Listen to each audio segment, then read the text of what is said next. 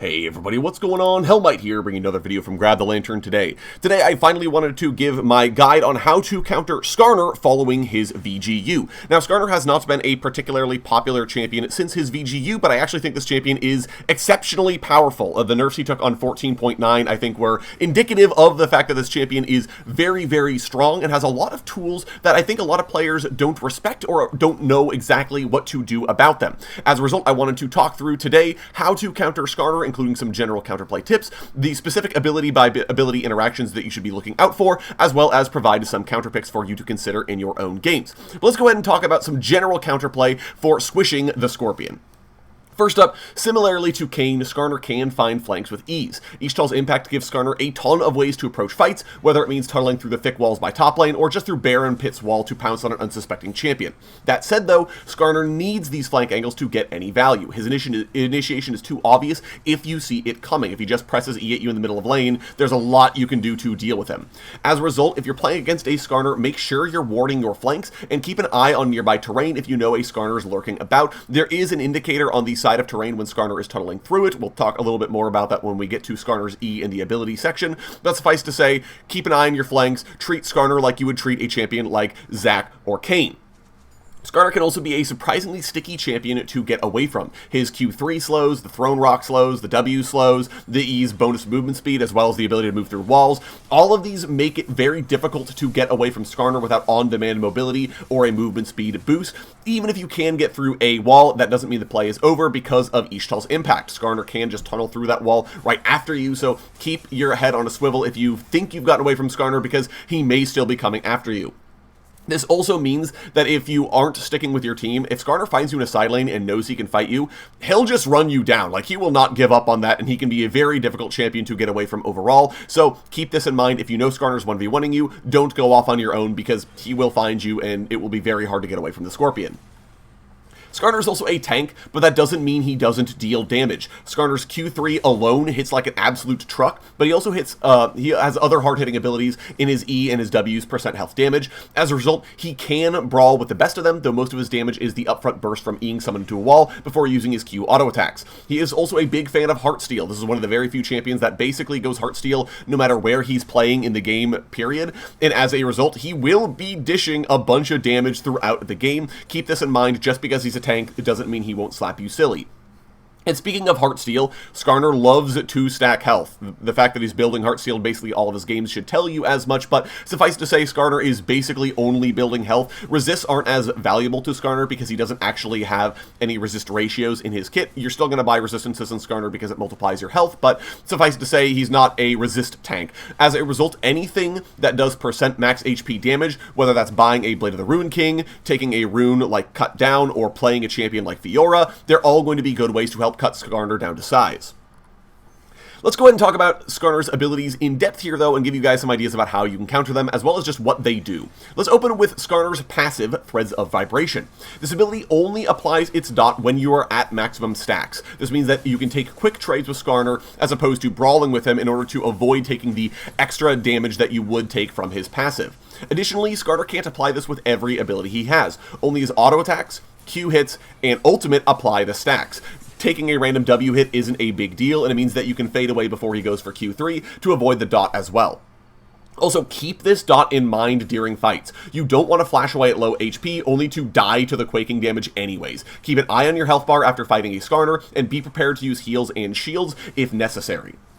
Moving on to Skarner's Q, Shattered Earth. This is his bread and butter ability, and of note, Skarner has two main delays when using this ability. The first is on cast while picking up the rock. While doing so, Skarner can't move, attack, or use any abilities. Keep this in mind when you're trying to maneuver around the battlefield, and make sure you're prepared to face a newly empowered Skarner afterwards. The second delay is after he has the rock. There's a very brief lockout window before he can reactivate the ability to throw the rock at you, so keep your dancing shoes on. Even if Skarner doesn't instantly throw the rock after picking it up, he probably can't do so, and as a result, the timing window is a little funky for trying to avoid Skarner throwing the rock at you afterwards.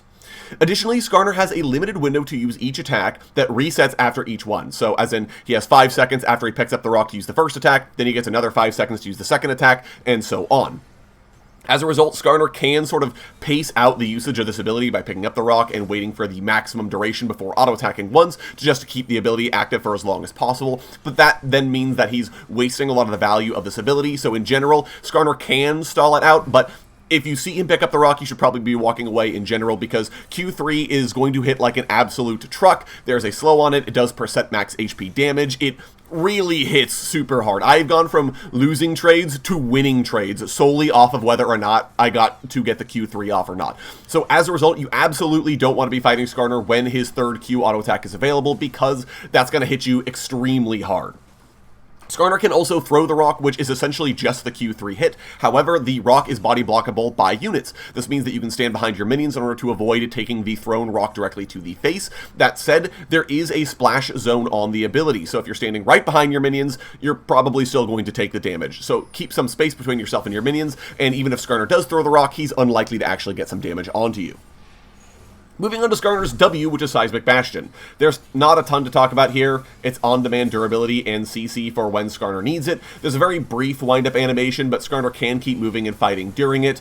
And the AoE does damage and slow, so do keep this in mind. If you see Skarner slam the ground, make sure that you're okay with tanking the slow before choosing to not use something like Flash or a dash or what have you, because that can be all Skarner needs to finish closing the gap to slap you silly with a Q3.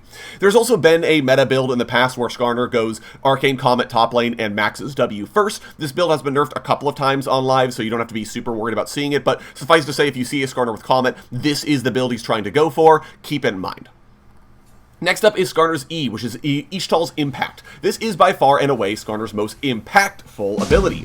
He starts off slow while using this ability, but quickly increases in speed over the duration of it. He can also steer this ability with his mouse during the charge, and is immune to slows while it's active, which makes it very similar to Nunu and Willem's W. However, he can also go through walls while using this ability, so unlike Nunu and Willem, where if you go over a wall they're basically done, Skarner can keep chasing you through terrain. That said though, the ability's range is much more limited than a Nunu W or a Scion Ultimate, which means that if you see Skarner coming, there is the chance for you to just outpace it by running directly away from him, potentially making it so that the ability will time out before he actually can get you. Hard CC also instantly ends this ability, which gives you a way to stop him mid-charge. Once you end up in Skarner's Claws as well, the ability's duration is slightly extended. He gets a little bit more time while charging to try and steer you into a wall. That said though, if he doesn't get you into a wall, you don't take any damage, nor is there any further crowd control. As a result, if you don't think you're going to avoid getting hit by the ability, try to maneuver as far away from walls as possible to make it as hard as possible for Skarner to reposition you into them. Finally, if Skarner is attempting to flee a fight with this ability, get in his way, because you might still suffer the damage and CC of the wall slam, but he can't go through the wall. Once he's picked up a target, he can't actually go through terrain, so you can stop him in his tracks, similar to what you would do for like a Scion Ultimate.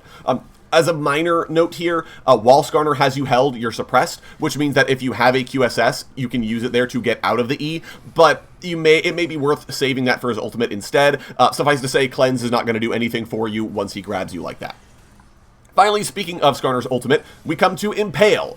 This may be a nerfed ability, but it's still quite powerful. Skarner can't really damage you while holding you anymore, because his W is the only ability he can actually use. He throws the rock instantly if he presses R. He can't use his E. So realistically, and he can't auto-attack you because he holds you at a fixed distance. So the only thing Skarner can do to hurt you is W, which isn't super impressive. But the biggest thing that Skarner is going to use this for is repositioning you into the AoE of his other teammates' abilities, or repositioning you away from your team or into his team, or whatever the case might be. But it's all about repositioning or just holding you steady for the rest of his team to take advantage of. As a result, this ability is not very scary if you're dueling Skarner, because he can't actually hurt you. You'll take the damage from the ultimate, and he can like maybe drag you under tower or something, but like as far as like a middle of the lane fight, Impale doesn't actually do anything. Usually, Skarner will attempt to combo his E-stun into this, which means that if you have Cleanse, there's a very brief window where you can be suppressed from being hit by the E, then you're stunned when he slams you into a wall. This is where you Cleanse, and you have the potential to then walk out of the R area of effect before it actually fires. QSS also works in a pinch against both this and his E-suppress, so QSS isn't necessarily a bad purchase into a Skarner in general. And this ability also has a channel, and it will show you the AoE as it's channeling, so keep this in mind and be ready to avoid it with a flash or a dash or what have you when you finally see Skarner let his R rip. Skarner can also hit 3 champions with this now. which is nice. It's not hugely important, but it does mean that Skarner can grab a bunch of different people, so don't group up, especially if you know the enemy team has things like Bullet Time or Aurelion Sol's The Skies Descend, because Skarner will just hold you in the AoE until you and your entire team die.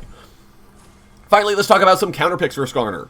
He is a big health stacking tank, which alone would make Vayne good into him. However, Vayne has even more counterplay. She can use Condemn to break his E-charge, or pin him to a wall if he comes charging through one directly at her. However, make sure you're comfortable on Vayne. Her low range puts her at risk of Skarner's damage and CC, so you do want to make sure you're a little bit practiced on the champion before windmill slamming her in response to a Skarner. Gwen is a champion that rips Skarner to shreds, though he might be able to do some initial burst damage to her. Once his cooldowns are expended, he'll instantly lose to Gwen's % max health damage and her sustain. As well as other top laners, Fiora is also really good into a Skarner. She can riposte his ultimate and his E if the E isn't used at point-blank range, otherwise it's a little hard because there's just not that much of a wind-up. And she deals % max HP damage to really shred through his health bar if he's not careful. And as a split pusher, Fiora can force Skarner to remain top lane to deal with her, which is a disappointment for a tank that really wants to be in a team fight the whole time. Champions with CC skill shot effects are also really good against Skarner because, especially if they can pass through terrain. Yggdrasil's impact doesn't have that long of a range, which means that Skarner can't spend long periods of time steering to avoid projectiles. This means that if your name is Morgana, if you're Xerath E, if you have a doubled Seraphine E, even Draven E, for example, like you can just throw those at Skarner and it instantly stops his E in its tracks, and then Skarner just kind of can't do much of anything from that point on. But you guys let me know what you think of all this down in the comment section below, what you've been doing to counter Skarner in your own games. I'd love to hear your guys' thoughts in the comments. If you enjoyed the video today, go ahead and leave it a like, and if you really enjoyed the video, consider subscribing. I upload a video every Monday, Friday, and on patch days as well. Once again, thank you guys so very much for watching. I do appreciate it. And I'll talk to you all later.